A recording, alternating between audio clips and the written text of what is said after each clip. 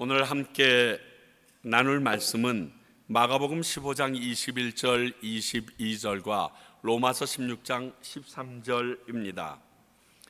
구레네 사람이라고 불리우는 시몬에 대한 이야기인데 마가복음 15장 말씀 읽겠습니다. 마침 알렉산더와 루포의 아버지인 구레네 사람 시몬이 시골로부터 와서 지나가는데 그들이 그를 억지로 같이 가게 하여 예수의 십자가를 지우고 예수를 끌고 골고다라 하는 곳, 번역하면 해골의 곳에 이르러. 로마서 16장 13절입니다. 주 안에 택하심을 입은 루포와 그의 어머니에게 문안하라. 그의 어머니는 곧 내 어머니라. 오늘 이 두 말씀을 통하여 구레네 사람 시므온에 대해서 함께 생각해 보고자 합니다. 참으로 이 골고다 위에는 다양한 사람들이 모여 있었습니다.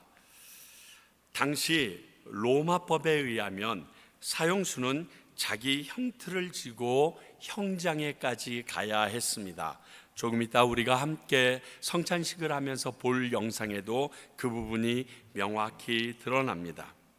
그러니까 예수님도 빌라도의 법정에서 골고다까지 약 1.5km의 거리, 이것을 우리는 비아 돌로로사라고 부르는데 이곳을 십자가를 지고 가셔야 했습니다.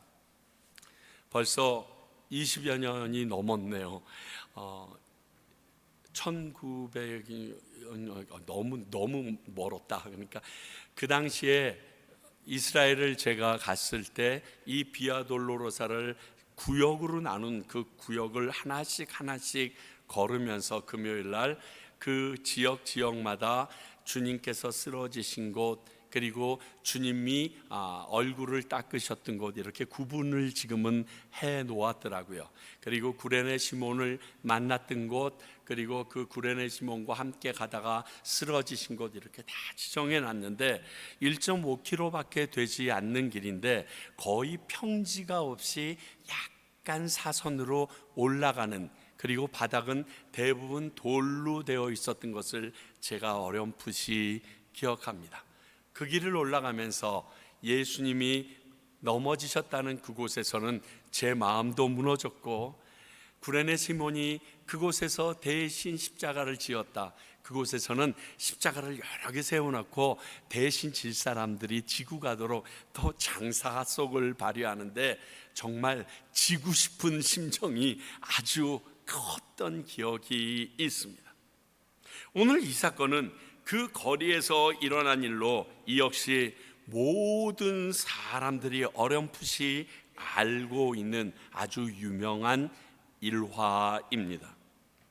십자가를 대신 지고 골고다까지 간 시몬은 진저리 치면서 바로 골고다에서 내려왔을까요? 생각해 보세요. 얼마나 무거웠겠어요. 로마의 법에 의하여 그 당시 지배민은 그렇게 붙잡아서 시키면 할 수 없이 몇 킬로 안에서는 그 일을 해야 된다는 것, 그 규정 때문에 피 묻은 그 십자가를 지고는 갔지만 보기 싫었을 것 같지 않습니까? 아니라면 내가 십자가를 대신 지고 온 그 사람이 과연 누군지 궁금해서 그곳에 계속 남아서 그 사람의 모습을 보았을까요?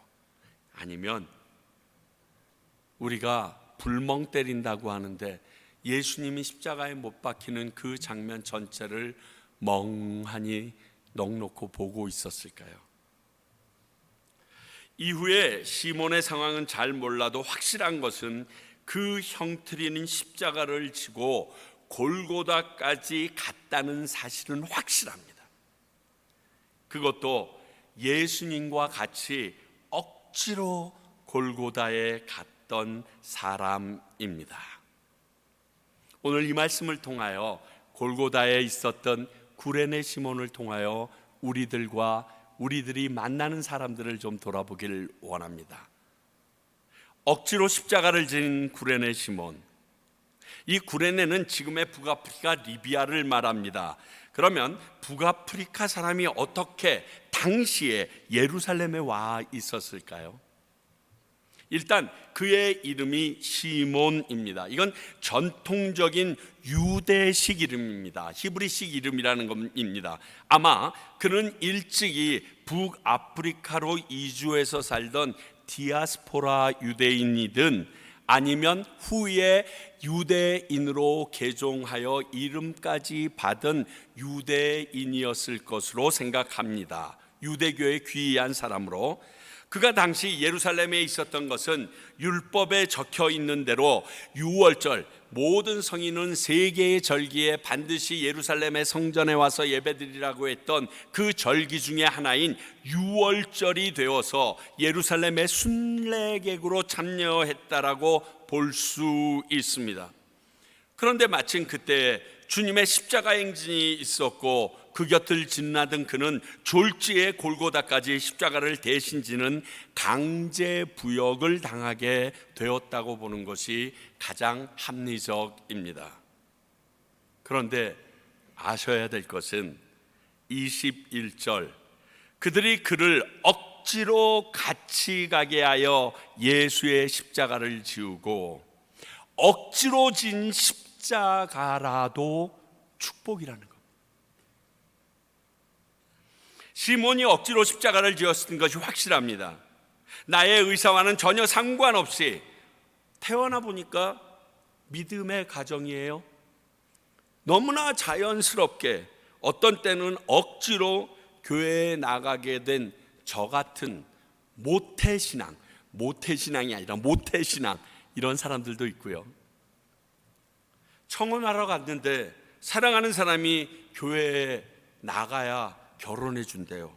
그래서 할 수 없이 교회에 따라 나오는 사람들도 있는 것을 여럿 봅니다. 또 군대나 직장에서 상관이나 상사가 교회에 다닌대요. 잘 보이려고 교회에 나갈 수도 있습니다. 제가 군대에 있을 때 참모총장님이 장로님이셨거든요.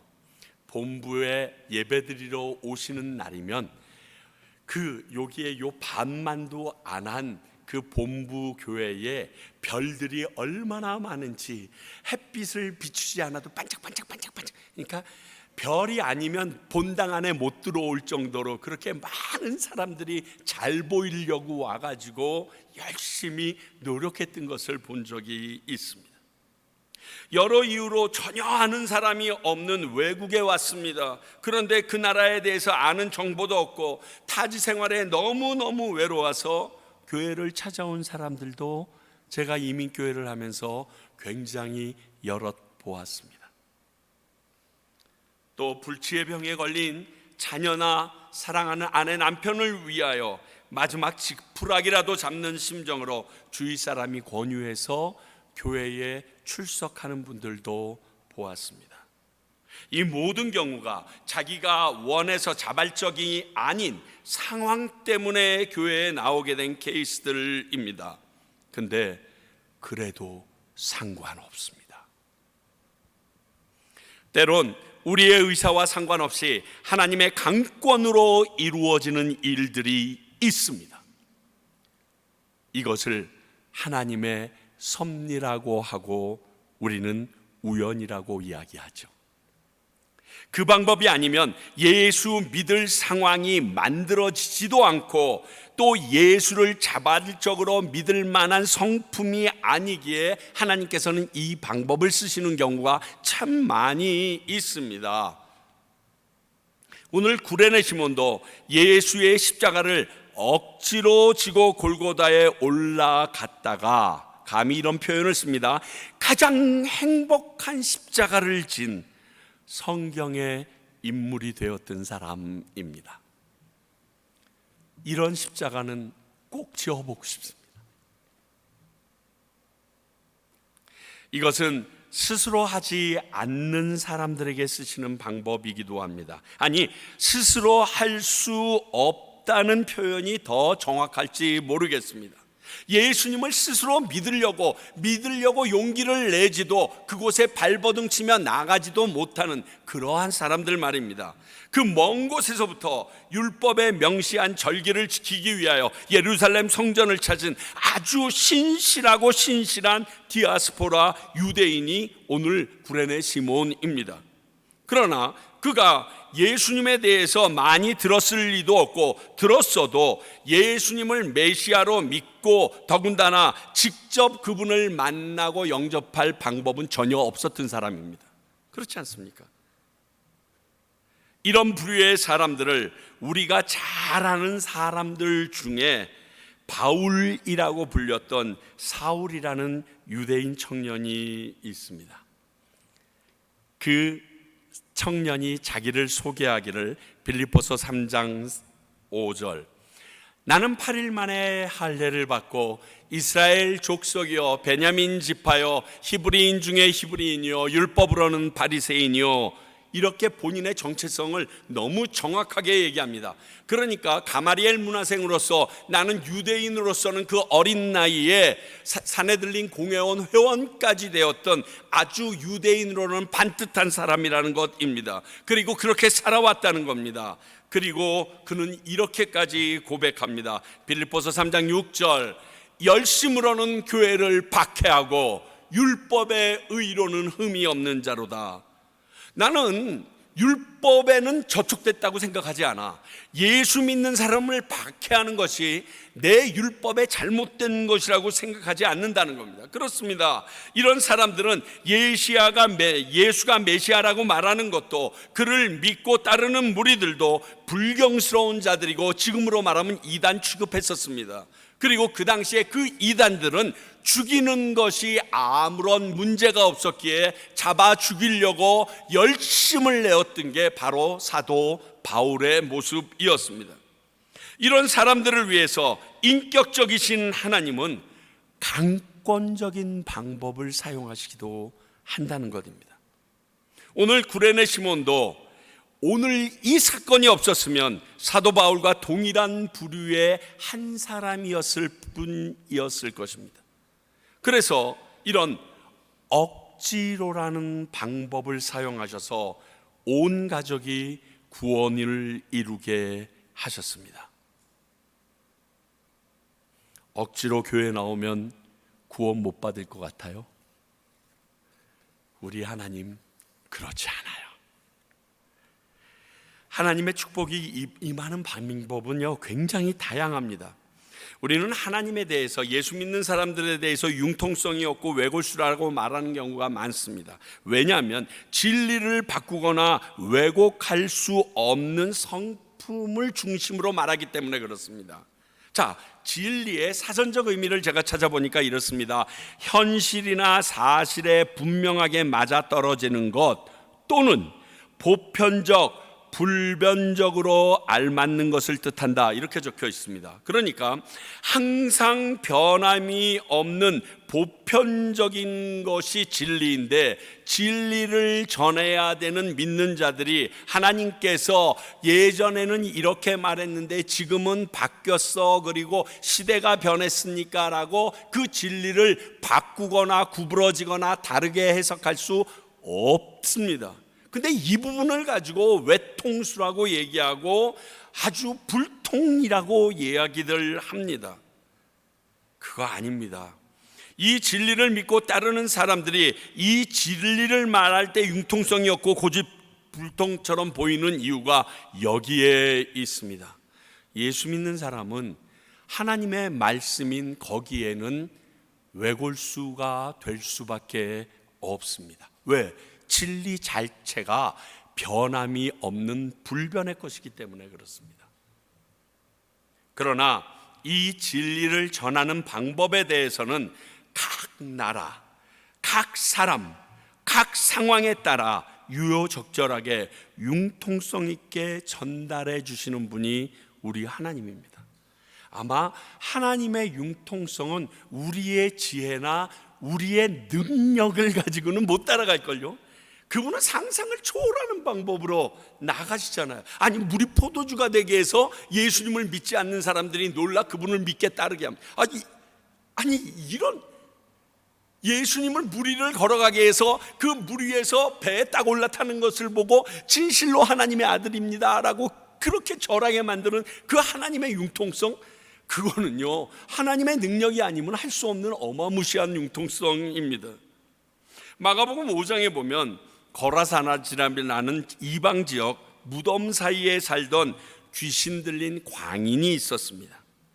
성경에 여러 동행 구절이 같이 이 사건을 가다라 지방 뭐 이렇게 해서도 나오는데, 내용이 참 동일한 게, 배를 타고 제자들과 이 이방인 지역으로 갔습니다. 이 가셨던 예수님은 이 광인의 귀신을 내어 쫓고, 그리고 그곳 이방 사람들에게 쫓겨서 그대로 배 타고 다시 돌아오십니다. 그리고 따라오겠다는 그 귀신 들렸던 그 광인은 이방 집안의 복음의 증거자로 남아있으라고 하시고 그냥 돌아오십니다. 달랑 일 하나만 하고 이방까지 갔다가 그냥 오시는 모습이 성경의 모습입니다. 이렇게 지역과 사람에 맞는 전도의 모습이 이것을 증명합니다. 그래서 제가 예전에 섬기던 온누리교회에서는 맞춤 전도법이라는 게 있습니다. 같은 동류의 직업을 가진 사람들을 모으는 거예요.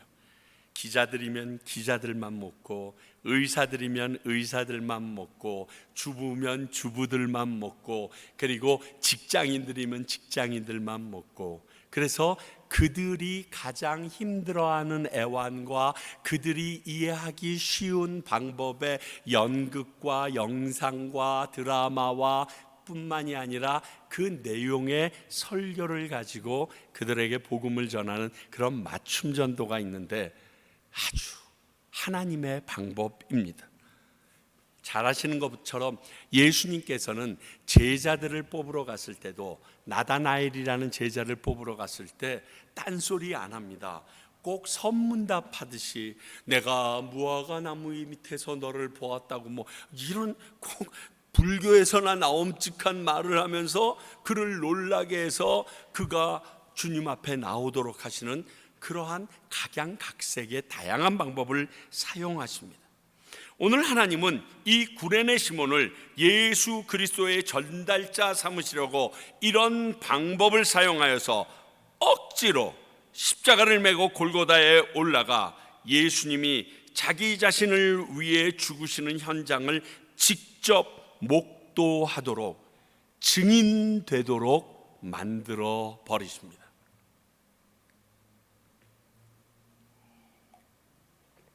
감히 말씀드립니다. 저는 이런 축복이 이 자리에 있는 저와 여러분들에게 있기를 간절히 소원합니다. 그 누구에게 말해도 믿을 수 없는 기가 막혀 라는 방법의 축복으로 주님과 진하게 만나는 여러분들의 경험이 있기를 소원합니다. 그리고 오늘 말씀을 한 군데 더 읽었던 이유가, 이것은 그의 자손들에게도 축복의 길이었다는 것입니다. 앞에서 그 구레네 시몬이 예수님의 십자가를 맨 정도가 아니라 크리스천이 된 듯이 제가 계속 이렇게 얘기하고 있는 이유가 로마서 16장 때문입니다. 자, 로마서 16장 13절, 주 안에서 택하심을 입은 루포와 그의 어머니에게 문안하라. 그의 어머니는 곧 내 어머니니라. 오늘 읽은 마가복음 15장에 마침 알렉산더와 루포의 아버지인 구레네 사람 시몬이 이렇게 쓰여 있는데, 이 같은 인물의 루포입니다. 온 가족이 신실한 크리스찬이 되었다는 증거입니다. 오늘 십자가를 억지로 메었던 시몬이 끝까지 골고다에 있었을 것이라는 증거도, 좀 더 나아가서 예수님께서 3일 뒤에 부활하셨다는 그 소문과 그 상황 가운데도 있었을 가능성이 높다는 증거가 여기에 있습니다. 알렉산더와 루포의 아버지 시몬, 이후엔 사도 바울에게 영적인 어머니가 된 그 루포의 어머니의 등장이 이런 변화를 증거합니다. 여러분 생각해 보세요. 사도 바울이 이 루포의 어머니를 만났습니다. 그랬는데 그 구레네 시몬이 했던 이야기들을, 생전에 했던 이야기들을, 아니면 그때까지 살아 있어서 그 이야기들을 이 사도 바울에게 전해줍니다. 내가 그 예수가 지었던 십자가를 대신 지고 쓰러져가는 그를 붙잡고 함께 골고다에 갔었어. 그것에서 그의 죽음을 목격했고 그의 부활도 내가 본 사람이야. 아마 이런 사람을 직접 만난 사람들이 거의 몇이 안 될 겁니다. 아니 전혀 없죠. 그 예수님의 흔적을 몸에 같이 지니고 있는 사람인데, 예수님이 지신 십자가를 같이 져본 사람이 누가 있어요? 유일하게 이 구레네 시몬 하나밖에 없지 않습니까? 지금 많은 나라에서 요즘 기간만 되면 십자가를 지고 예수님처럼 골고다에 가는 흉내도 내고, 이 안티쿠아에만 가도 내일 되면 그 일들이 사방에서 벌어질 텐데, 그들이 지는 것은 모형이지 진짜 그 시대 그 시간에 예수님이 졌던 십자가는 아니지 않아요? 이 말을 듣는 사도 바울이, 그 말을 전했던 루포의 어머니가, 루포가 얼마나 가슴이 뛰었을까요? 그것이 얼마나 큰 일인지 그가 알고나 있었을까요? 그들에게는 하나님의 영이 임했을 것이고 그 예수님을 나의 메시아라고 인정할 수밖에 없었을 것입니다. 사도행전 16장 31절, 이르되 주 예수를 믿으라, 그리하면 너와 내 집이 구원을 받으리라. 이 말씀은 그 집에 누군가에게 복음이 전해지는 것은 온 가족을 구원하실 하나님의 계획이 있음을 시사하고 있습니다. 이걸 믿으셔야 합니다. 기억하실 것은 구원은 하나님의 계획이십니다.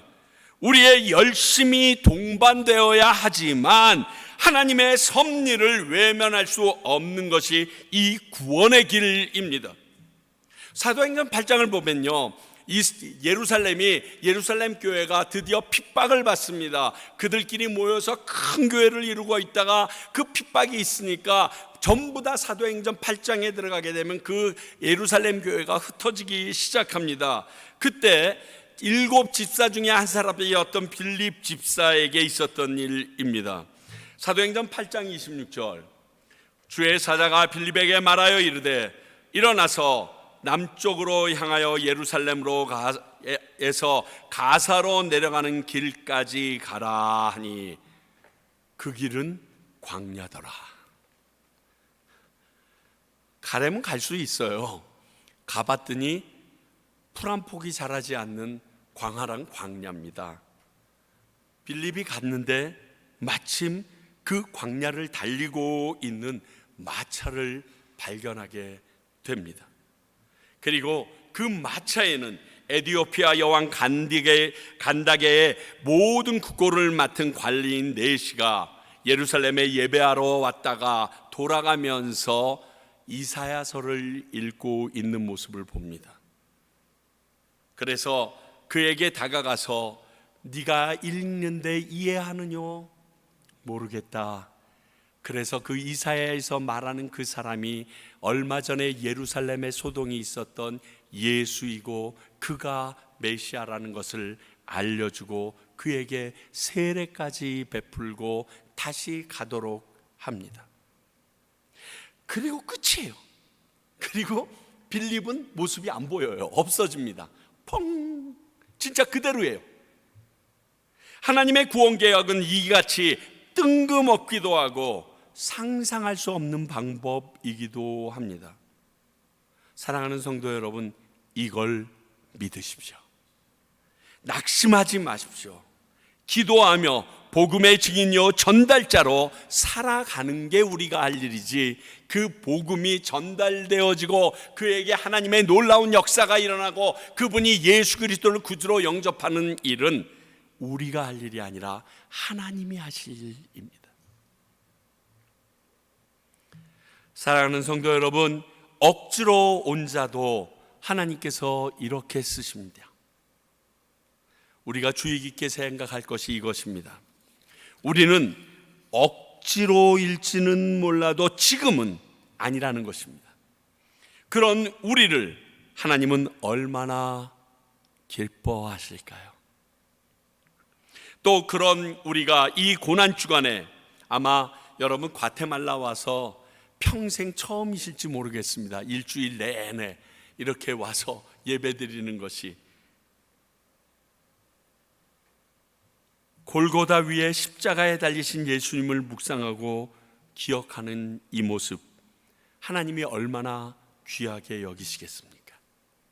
거기에 제자들과 함께 성만찬을 치르셨던 그 모습을 담기 위하여 오늘 이 자리에 모인 우리들에게 그 하나님이 그냥 지나칠 리 없는 분이라는 것을 믿으셔야 합니다.